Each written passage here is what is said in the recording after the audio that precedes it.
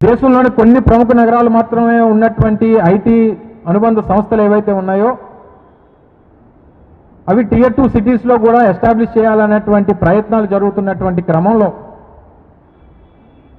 ఆ రోజు జగన్మోహన్ రెడ్డి గారు ముఖ్యమంత్రిగా సంబంధించినటువంటి శాఖ మంత్రిగా నేను వారి ఇచ్చినటువంటి సలహాలు సూచనల మేరకు ఇప్పుడు టియర్ 2 సిటీస్ వైపు ఈ పెద్ద సంస్థలన్నీ కూడా అడుగులు వేస్తున్నాయనేటువంటి పరిస్థితులు ఆ రోజు అవకాశంగా తీసుకొని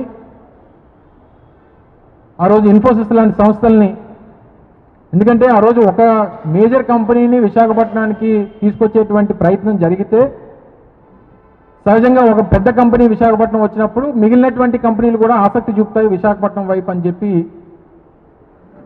ఆ రోజు ముందడుగు వేసి ఇన్ఫోసిస్ లాంటి సంస్థని విశాఖపట్నం తీసుకొచ్చేటువంటి కార్యక్రమం చేశాం.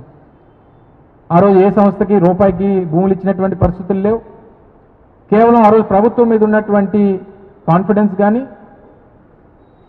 ప్రభుత్వం మీద, ప్రభుత్వ పనితీరు మీద లేదా మిగిలినటువంటి పరిస్థితులు ఒక ఎత్తు అయితే ఆ రాష్ట్రంలో ఆ ప్రాంతంలో ఉన్నటువంటి రిసోర్సెస్ అనేటువంటివి ఏ సంస్థ కన్నా చాలా అవసరం. రిసోర్సెస్ లేకుండా ఏ సంస్థ పెట్టుబడి పెట్టదు. ఆ రోజు ఇన్ఫోసిస్ని విశాఖపట్నంలో ఎస్టాబ్లిష్ చేయమని చెప్పి రిక్వెస్ట్ చేసినప్పుడు మొట్టమొదటి చేసింది ఏంటంటే విశాఖపట్నంలో ఈ పరిసర ప్రాంతాల్లో వారి సొంత స్థలాలైనటువంటి వారు, సొంత ఊర్లు ఉన్నటువంటి వారు ఎంతమంది విశాఖపట్నానికి రీలొకేట్ అవ్వడానికి ఆసక్తి చూపుతున్నారు అన్నటువంటి సర్వే ఇన్ఫోసిస్ వ్యాప్తంగా దేశవ్యాప్తంగా వివిధ లొకేషన్స్లో ఉన్నప్పుడు వారు చేస్తే దాదాపు 3,000 నుంచి 3,500 మంది మేము విశాఖపట్నానికి రీలొకేట్ అవుతామని చెప్పి ఆ సర్వేలో వచ్చింది.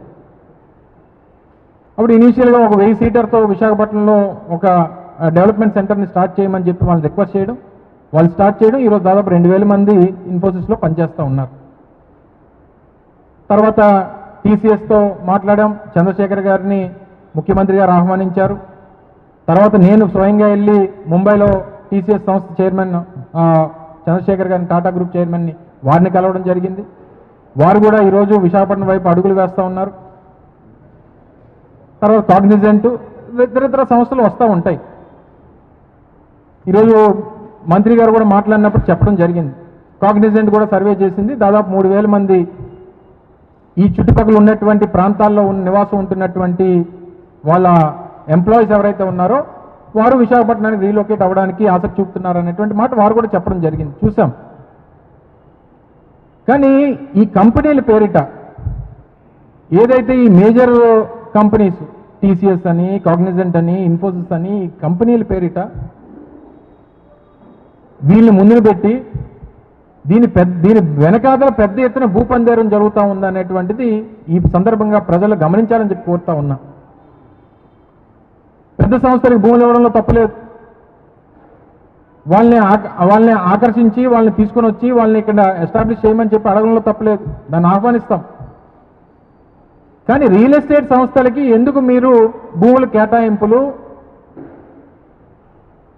రూపాయికి 10 రూపాయికి ఎందుకు చేస్తూ ఉన్నారు? దీంట్లో ఉన్నటువంటి మీ స్వలాభం ఏంటి? ఎందుకు ఈ పెద్ద కంపెనీల పేరిట మీరు ఈ రకమైనటువంటి వెనకాతల ఈ పెద్ద ఎత్తున భూపందేరాన్ని చేస్తూ ఉన్నారు అనేటువంటిది ప్రజలు అడుగుతున్నటువంటి ప్రశ్న.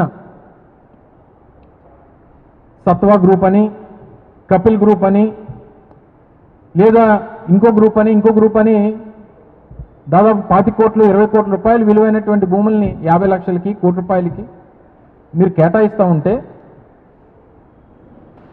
దీని వెనకాతలు ఉన్నటువంటి మీ లాలూచి ఏంటి? ఇవే గ్రూప్స్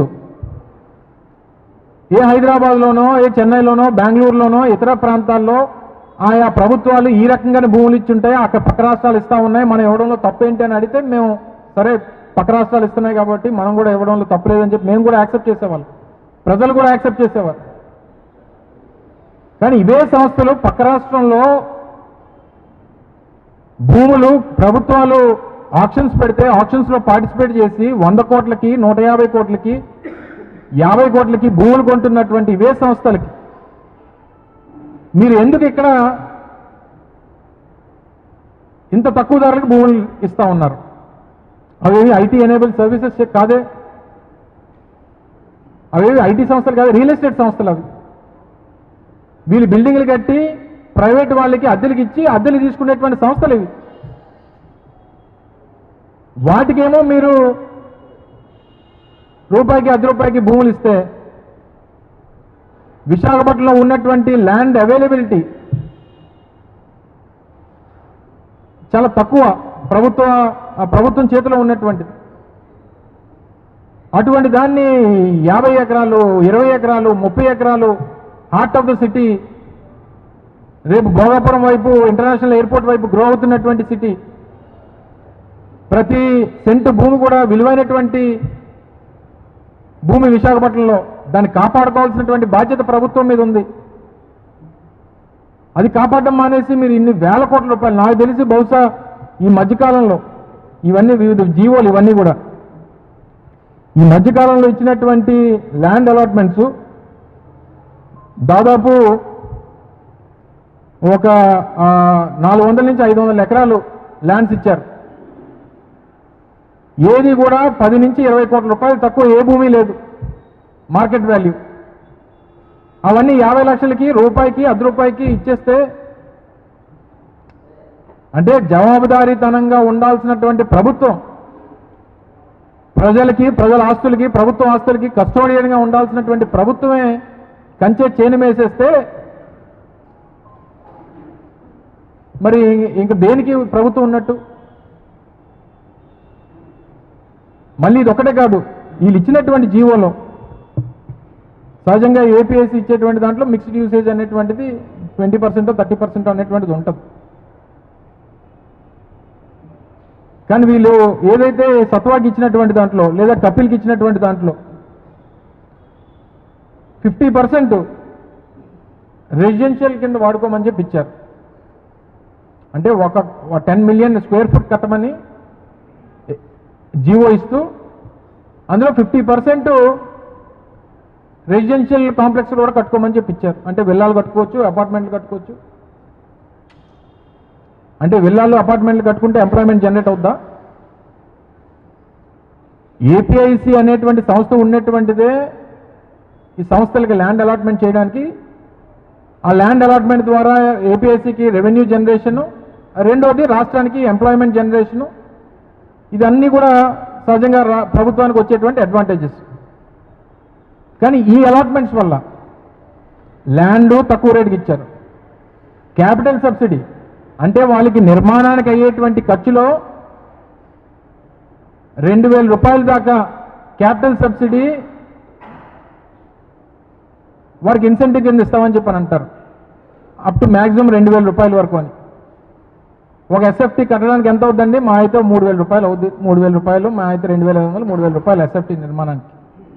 అది ఎస్కలేట్ చేసి ₹4,000 అని చెప్పి చూపిస్తే ₹2,000 గవర్నమెంట్ తిరిగిస్తామని చెప్పి పాలసీలో పెట్టారు. వాళ్ళకి ఏదో ఇచ్చినటువంటి జీవోలో, పాలసీలో. అంటే భూమి చౌకగా ఇచ్చి వాడు బిల్డింగ్ కట్టడానికి డబ్బు ప్రభుత్వం ఇస్తే వాడు ఏం చేస్తున్నట్టు? అసలు ఈ రాష్ట్రానికి వచ్చేటువంటి ప్రయోజనం ఏంటి?